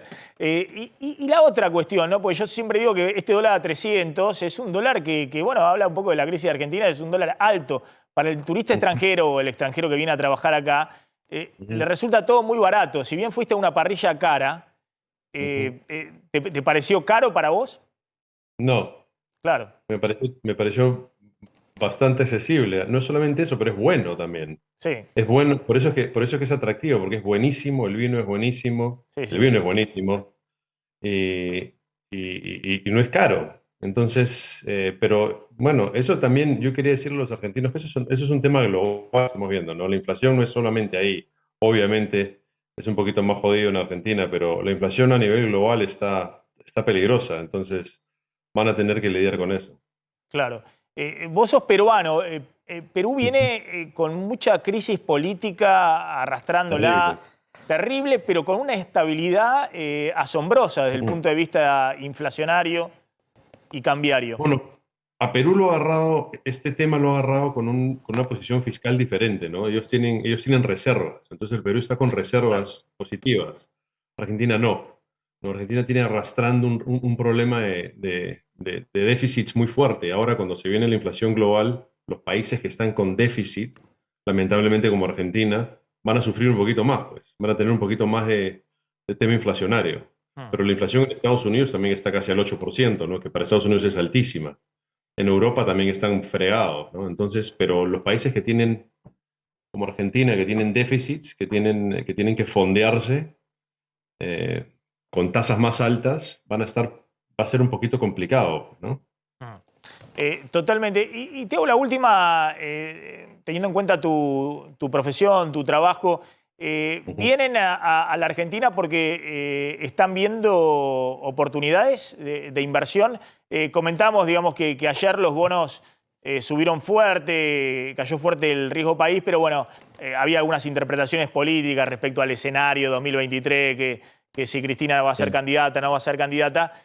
Pero también es cierto que hay valores de remate, son papeles que valen menos que los papeles de Ucrania, que está en guerra, digamos, ¿no? Y un poco más. No. Sí. Yo creo que yo creo que Sudamérica en general, o sea, después de este ciclo, yo creo que puede renacer un poquito más, ¿no? Pero no solamente por lo barato que está esto, sino también porque yo creo que el mundo va a cambiar. Yo creo que vamos de un mundo que está hiperfinanciado, que la deuda es lo que más exporta Estados Unidos. La mayor exportación de Estados Unidos es la deuda, las tesorerías, ¿no? Sí. Entonces el mundo está hiperfinanciado. Yo creo que viene una crisis global, yo creo que va a ser fuerte. Yo creo que va a mover muchas cosas. Yo creo que Sudamérica, por lo que tiene recursos, por lo que tiene muchos países con muchos recursos naturales, yo creo que eso va a ser más valorado. Y Argentina tiene eso, ¿no? Tiene bastantes recursos. Alimentos, energía, litio. Muchísimo. Alimentos. Y eso es una de las cosas que estamos viendo, ¿no? Sin ser muy específico con lo que queremos ver ahí. Imagínate, ¿no? Ucrania es la canasta de pan de Europa. Argentina tiene una cantidad de trigo y alimentos impresionante. Entonces por ahí va la cosa, ¿no? Bueno, es lo que me decían también, mirá desde dónde, ¿no? Desde Medio Oriente, desde Arabia Saudita, que también usaban a Ucrania como la gran proveedora de alimentos y de materias primas. Empiezan a ver, obviamente, latitudes como Argentina como muy, pero muy atractivas, ¿no? De reemplazo de provisión de alimentos y de otros insumos críticos. Y Oscar, cuando la gente compra, quiere comprar barato, ¿no? Entonces ahorita no está caro ahora, entonces es momento, ¿no? Yo creo. Oscar Salem, gracias, muy amable, muy interesante. Claro que sí. Gracias. Ahí estaba Oscar Salem, que generó todo este ruido y las interpretaciones, y si hay toda una conspiración. Yo creo que, claro, lo que le pasa al gobierno es que cada vez que ocurre y se pone alguna linterna o algún faro sobre parte de la realidad, piensan que detrás hay una conspiración, ¿no? Entonces, miren los extranjeros que vienen a mostrar que la Argentina se asemeja con los billetes a Venezuela y demás. Y este economista, al contrario, dijo que hay oportunidades para adelante mirando todo el tema de los alimentos, la energía y las posibilidades que tiene para exportar la Argentina en el futuro. Hubo anuncios de Massa para el campo, Carlos. Así es, fue en Las Heras hace unas horas nada más. Dijo Massa, nos vamos a pelear un montón de veces y poner de acuerdo otras tantas en el medio de un anuncio para pequeños y medianos productores. Vos sabés que esto Federación Agraria se lo había reclamado cuando tuvieron los 200 pesos por dólar para el dólar soja. Dice, bueno, algo para los pequeños y medianos productores. Y el anuncio tiene que ver con subsidios de hasta el 40% para los gastos en fertilizantes y semillas de pequeños productores. Es algo que acordó Juan José Bailo, el secretario de Agricultura, con las entidades del campo en una reunión que tuvieron ayer en Paseo Colón al 900, donde está la sede de la Secretaría de Agricultura, y hoy lo termina de oficializar formalmente Sergio Massa en lo que consideran es toda una señal para el sector agropecuario del que depende y muchísimo la economía argentina. Hay preocupación, vuelvo a insistir, con la sequía que está afectando y que seguramente va a hacer que más de 3.000 millones de dólares dejen de ingresar en lo que resta del año para el gobierno. ¿Qué está pasando en el Congreso, en la discusión del presupuesto? Ahí está nuestro móvil, ahí está el móvil de A24, está hablando Itaí Hackman, uno de los diputados de un sector del poder económico de Patria Grande, del oficialismo. Si nos resignamos, está Diego Nicolás en el móvil. Diego. Sí, Maxi, bueno, finalmente hace un poco menos de una hora comenzó esta sesión con el apoyo de un grupo de diputados radicales. El oficialismo consiguió el quórum y se prevé una sesión que va a durar más de 20 horas, eso dicen por lo menos. Nos acompaña José Luis Esper, que está de alguna manera... 20 horas. Más de 20 horas, eso dicen. Tráiganme el colchoncito. Bueno, se va a tener que preparar para votar quizás a la madrugada o a la mañana, Esper. Con el desayuno. Con el desayuno. ¿Y va a votar a favor o va a votar en contra? Es mamarracho esto, vamos a votar a favor de esto. El Congreso es la fábrica de leyes, no pueden salir mamarrachos, tienen que salir leyes realistas, leyes cumplibles, leyes que respeten al ciudadano al cual servimos. Esto es un mamarracho, no existe este presupuesto. Está escuchando Máximo Montenegro. Hola Máximo, buenas tardes. ¿Qué tal, Esper? ¿Cómo está el tema entonces en la votación? ¿Pero hay un sector de Juntos por el Cambio que va a acompañar? No, eso no tengo idea, Maxi, no tengo idea. Al principio estaba solamente el Frente de Todos, después fue apareciendo el radicalismo, después apareció la coalición cívica y finalmente apareció el PRO y ahora te diría que están casi todos los diputados presentes. Ahora, la votación no tengo la menor idea cómo va a ser.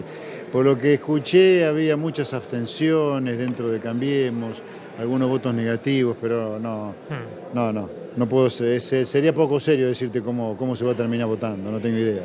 Yo vengo planteando que en medio de la discusión con el FMI, obviamente que y la desesperación también de Massa por encarrilar las cuentas y cumplir la meta de este año, se abren algunos debates que era impensado que diera el peronismo en otros momentos. Por ejemplo, el régimen promocional de Tierra del Fuego o las exenciones del impuesto a las ganancias. En particular, por ejemplo, el tema de la ganancia de los jueces. Sí. Bueno, a ver, yo te diría, en términos generales, este es un presupuesto inaprobable. Porque de nuevo, otra vez, ya debe ser por vez número 30, por lo menos, de que tengo uso de razón y analizo presupuesto, otra vez subestimando la recaudación para tener un montón de plata para gastar de manera discrecional en un año electoral crítico para el kirchnerismo como es 2023. El presupuesto tiene una inflación del 60%, un crecimiento de la recaudación de un orden similar. Sin embargo, la inflación del año que viene va a ser como mínimo el 100, tal vez el 120%, el doble del que está en el presupuesto. Van a tener 6 billones de pesos, 6 y 12 ceros de recaudación adicional que van a poder gastarla de manera ahora, José Luis, sin rendir no hay una cláusula, no acordaron con Juntos por el Cambio una cláusula que establece que si en agosto está desviada la meta de inflación en 10 puntos, debe enviarse un proyecto de ampliación del presupuesto donde se discuta efectivamente cómo se va a gastar ese excedente de recaudación? No, eso fueron palabras del ministro Massa cuando presentó el presupuesto acá en el Congreso. Yo lo que pretendo, y lo voy a plantear en la votación en particular, que en el artículo 2, donde está la estimación de los recursos fiscales, que cada peso que se exceda de recursos fiscales respecto a lo que está en el presupuesto se destine a bajar el déficit y tener una cuenta indisponible. Pero tiene que estar en la ley que se va a votar esta noche o a la madrugada, no en una promesa del ministro, no, tiene que estar en la ley. Que cada peso que se recaude por encima de lo que está en el presupuesto sea destinado a bajar el déficit, o sea, se ahorre. Y es probable que esté de acuerdo el oficialismo, por lo menos el Ministerio de Economía con eso, porque es lo que dice el acuerdo con el fondo. El acuerdo con el FMI dice que si hay excedente de recaudación el año que viene, deben destinarse a reducir el déficit fiscal. Bueno, vamos a ponerlo por ley entonces, si es tanto el compromiso, más allá del Fondo Monetario. Yo siempre he dicho que cuando vos terminás en un acuerdo con el Fondo Monetario, terminaste en la B en realidad. A mí me parece que esto corresponde porque así lo exige el sentido común, lo exige la ley, te diría. Porque si no estamos creando un impuesto sin legislación, que es este exceso de recaudación por encima de lo estimado. El artículo 52 de la Constitución dice claramente que para crear impuestos está la Cámara de Diputados. Y dicho sea de paso, se estaría violando también el artículo 20 de la Ley de Administración Financiera, que dice que un presupuesto no puede crear impuestos. Y acá no podemos crear un impuesto que es el impuesto inflacionario, de ninguna manera. Y el otro Así que, tema... por lo tanto, voy a pedir, cuando se vote en particular, que el artículo los diga claramente que cada peso de exceso de recaudación vaya a un indisponible en el Banco Central a nombre del Tesoro Nacional. Y el otro tema, usted va a ser candidato a gobernador en la provincia de Buenos Aires.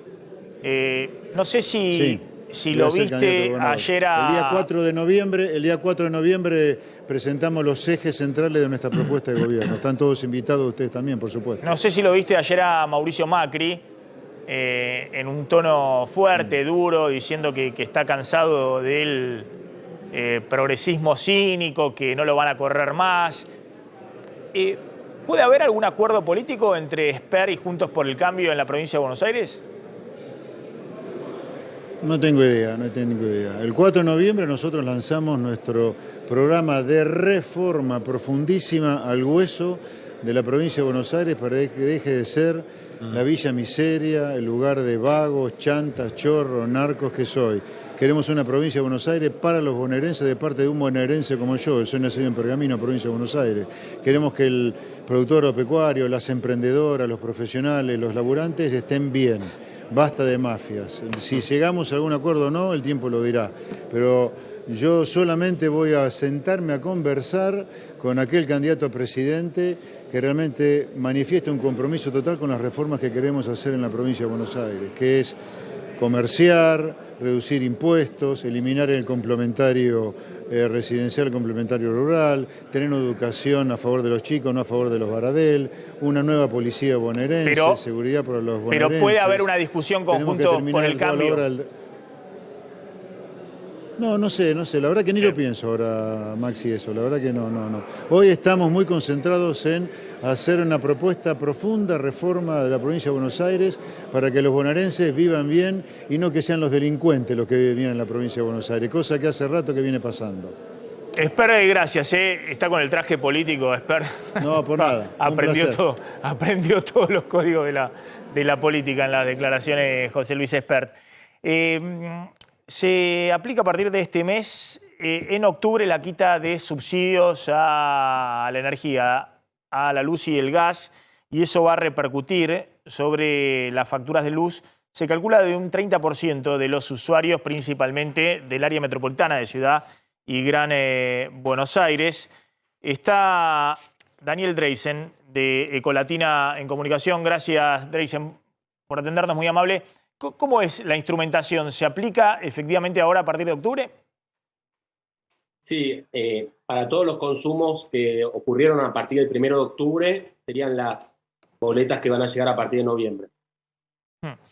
Y el cálculo es que va a llegar a qué universo eso de los usuarios residenciales. Bueno, se dividió en tres. Básicamente hay un tercio que tiene mayor poder adquisitivo, que es lo que se denomina el nivel 1, que hay parte de gente que se inscribió y dijo que no necesitaba el subsidio, y hay casi un tercio de personas que no se inscribieron. Toda esa gente va a sufrir un aumento de alrededor del 35% en la boleta final para lo que es Capital y AMBA, y para el resto del país alrededor del 20%, porque en Capital la parte que es generación eléctrica representa más de la factura, y eso es lo que está aumentando, ¿no? O sea, la energía se divide eléctrica en generación, transporte y distribución, está aumentando la generación, y eso significaría un aumento del 35%, pero todavía, por las dudas, eso solamente es una quita del 20% del subsidio. Se están planificando 2 aumentos más, que están estipulados en los anuncios que hizo el gobierno, que serían a partir de noviembre y a partir de enero. ¿Sí? Es decir, que el impacto en la factura va a ser gradual, no va a ser todo junto. Exacto, eso es lo que estipuló el gobierno, que sea en 3 cuotas. Esto se viene hablando hace bastante, ya se había retrasado algunos meses y ahora un mes más la implementación por complejidades que tienen, ¿no? Esto de definir quién está en cada nivel y hacer todos los chequeos correspondientes. Pero bueno, es importante destacar que esto es una carrera con una meta móvil. ¿Por qué? Porque los costos de la energía están en dólares o dependen de la inflación. Y estamos en un país, como ustedes saben, que tiene una inflación del 90-100%, devaluación del 70-80%, con lo cual esto de hacerlo gradual en algún punto, no sé si es bueno, porque cuando llegás ya se te movió la meta, ¿no? Claro, y sobre todo el año que viene, porque el año que viene se plantea, a diferencia de este año, una reducción de los subsidios energéticos en términos del PBI. Exacto, sí, hoy representa este año van a ser 2,3, 2,4% del PBI, y el año que viene deberían bajar fuertemente, y es un año electoral, con lo cual me parece que va a ser difícil. Es decir, que los incrementos el año que viene debieran ser iguales o por encima de la inflación, a diferencia de este año. Sí. Sí, para que te des una idea, a los números de hoy, porque el costo de la energía medio va cambiando todos los trimestres, depende de una composición, ¿no? de dónde viene esa energía generada, pero para que te des una idea, a los costos de hoy, que ahora te dije que aumentaron 35%, que van a aumentar 35%, todavía faltaría aumentar 85%, ¿sí? Claro. La tarifa final. Claro. Y la última, ¿cuál es el impacto que puede tener esto en octubre en el IPC, en el índice de precio del consumidor? Porque claro, septiembre vino un poquito abajo de lo que estimaban consultoras privadas, dio 6,2 finalmente, pero también es cierto que se suspendió, hoy se postergó para octubre esto de la quita de subsidios para un universo del 30% de usuarios.